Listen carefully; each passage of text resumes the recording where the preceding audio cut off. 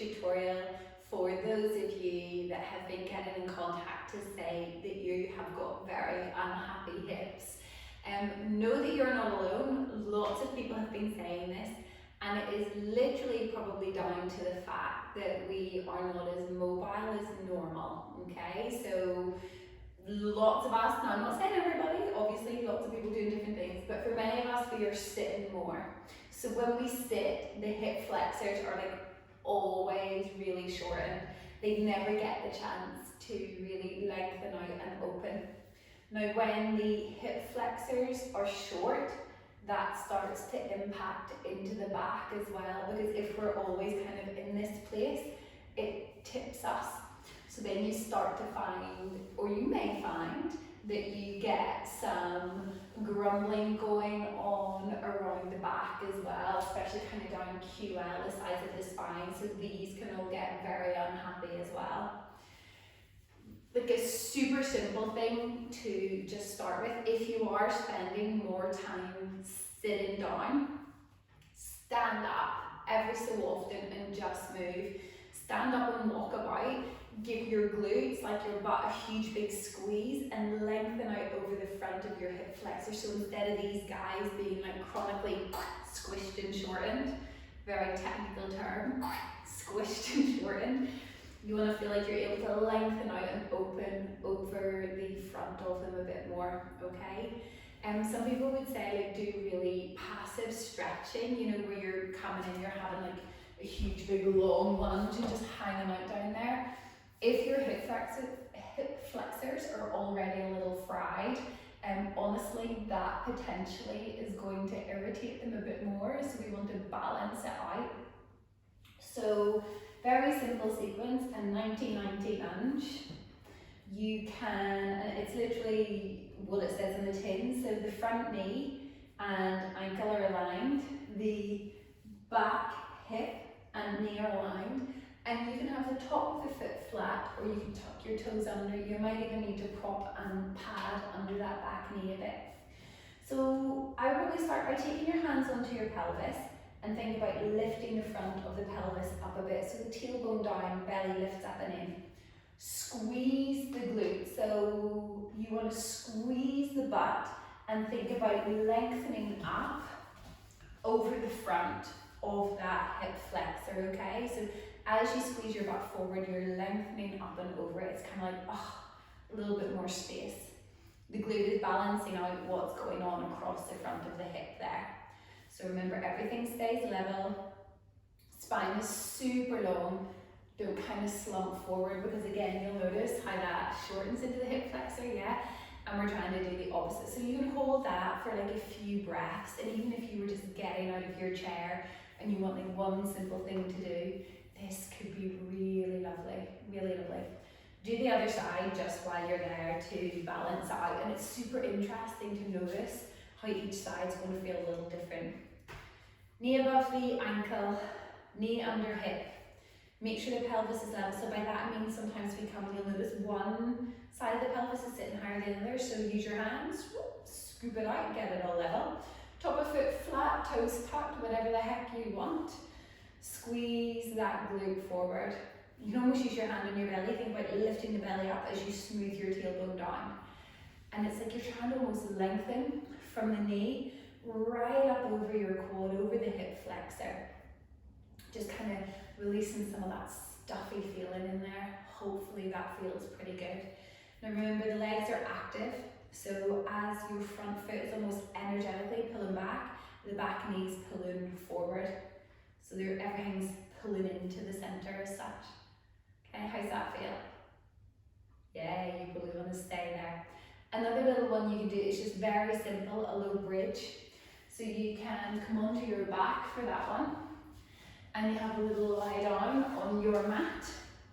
So even just to lie like this can feel pretty nice. We're going to feel the back of the skull, so make sure the neck is nice and long, back of skull, shoulder blades, and then your sacrum, so that's a fused bone in the low back, all connect into the mat.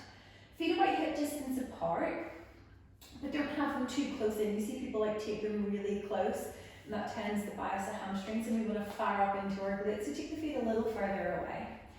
Now from there, pull everything into the center line. Imagine you've just like tightened your corset, squeeze your glutes. Yes, when we use the glutes, the hips are a lot happier, okay? So fire out your glutes and then lift the sacrum a few inches.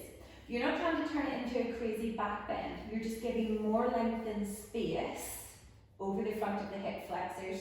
Almost feel like the thighs are magnetized towards each other even though they're not touching. And squeeze your butt, lengthen out over the front of your hips. Check in with how that feels. Keep your glutes working, really firing up. Okay, so you can hold that for as long as you want. Come on down. And we're going to do just one more little thing for the front of the hip flexors. So take your feet out to the edges of your mat, okay? Right out to the edges of the mat. Back of skull, shoulder blade, sacrum still on the mat, so try not to let your ribs flare up and away. You're going to drop your legs over towards the left side. Don't just let them flop though. So we're going to control the movement.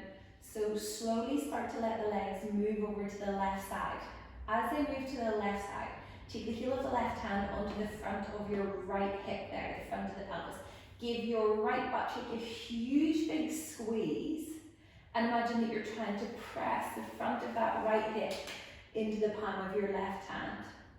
Think about the knee moving down as you squeeze the butt and really open up all the way over the front of that hip.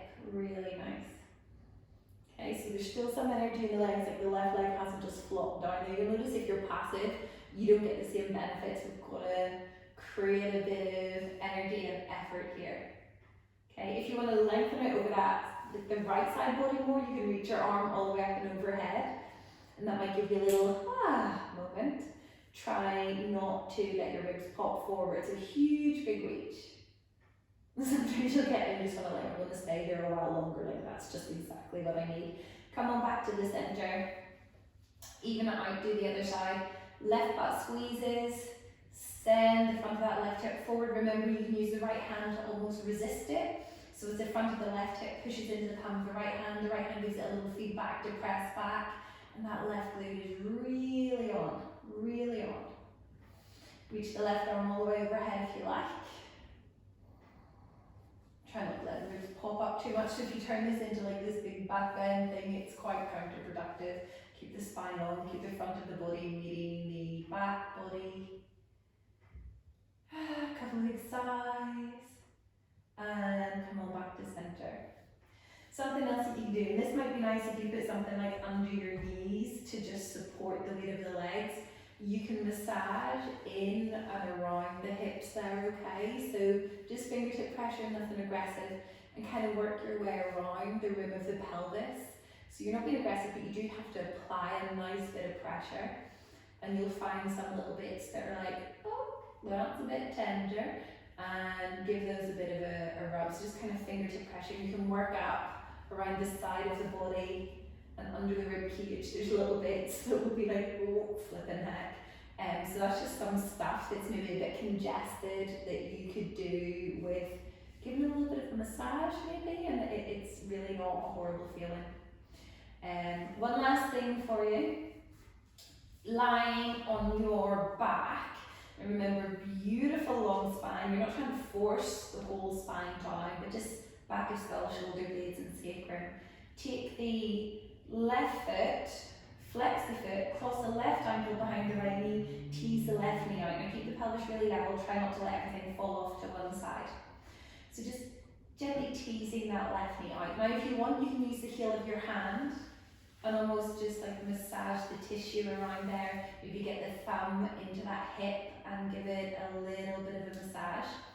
For a bit more of a release into the outer hip glute area, you can hug the right leg in. So as you pull the right leg in, you start to release out over the back of the left hip and glute.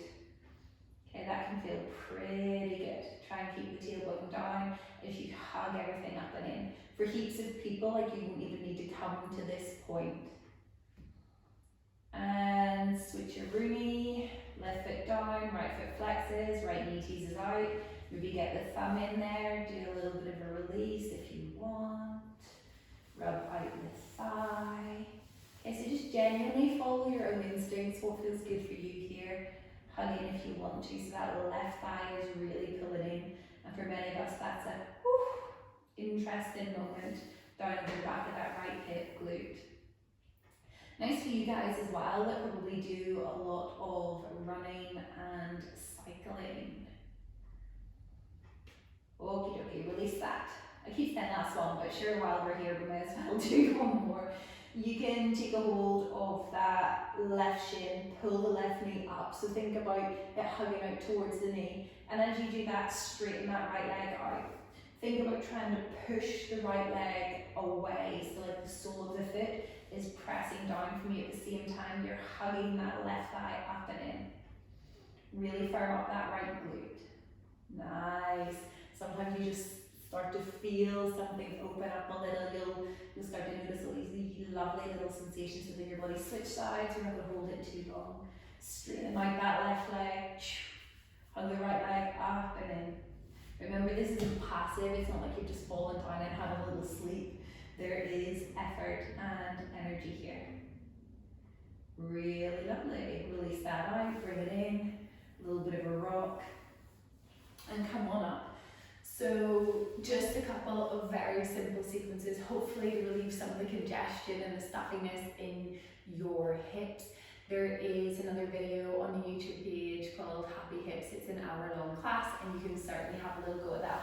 But get up, move more, and if you are out walking more than normal, make sure that your glutes are working and you're strongly coming into your hip extension so that the front of these boys are just constantly squished.